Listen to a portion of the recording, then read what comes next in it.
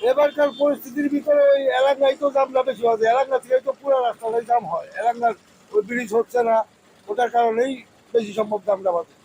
তাহলে এই রাস্তাটা ক্লিয়ার থাকলে তাহলে আর জাম বাঁচতো না। অনেক ক্ষতি হয়, বলে আমাদের টিভি আউট হয়ে যায়, আমরা জামের কারণে ঘুরে এসে টিপ ধরতে পারি না এই এলাকার এই ব্রিজ না হওয়ার কারণে। সরকারের কাছে চাই তাড়াতাড়ি এই ব্রিজের কাজটা শেষ করুক, আমাদের যানজট মুক্ত করুক। এইবারে যে এলাঙ্গার ওই সাইডে যে সিঙ্গেল লাইন, ওই জায়গায় জামটা বাজে। ওই জায়গায় জামটা বাজলে ঘন্টার পর ঘন্টা বসে থাকার লাগে।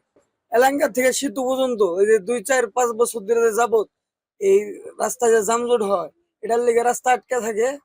এটার জন্য মনে করেন যে মানে ক্ষতিগ্রস্ত মোটর গাড়ি ডিপার্টমেন্টটা মানে কেউ এক টিপ মারে, কেউ 5 টিপ মারে। তার জন্য সরকারের কাছে অনুরোধ, দাবি থাকবে যেন এই ফোর লাইনের কাজটা যেন দ্রুত করে। এই মহাসড়কের পরিস্থিতি প্রত্যেক বছর বছর কয়েক বছর ধরেই 4-5 বছর ধরে এলাঙ্গের যে মাথা যে কাটাটা, ওটার জন্য মনে করেন যে দীর্ঘ যানজট বাজে।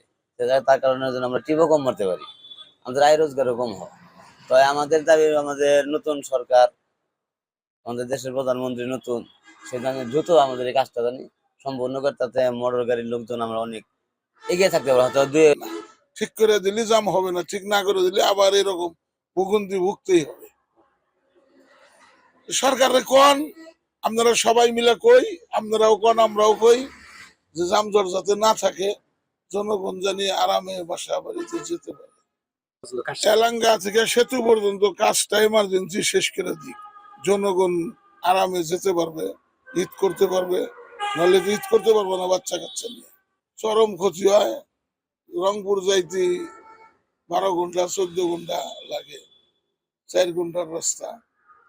যাত্রীকে তো কষ্টই হয়, যাত্রীর রাস্তায় খালি কষ্ট থেকে ড্রাইভারকে বকে ইচ্ছা মতো, শালার ভিতরে গাড়ি বাই করছো, কোন দুঃখে গাড়ি বাই করছো, তখন তো টাকা কে, তখন মালিকের টাকা কে।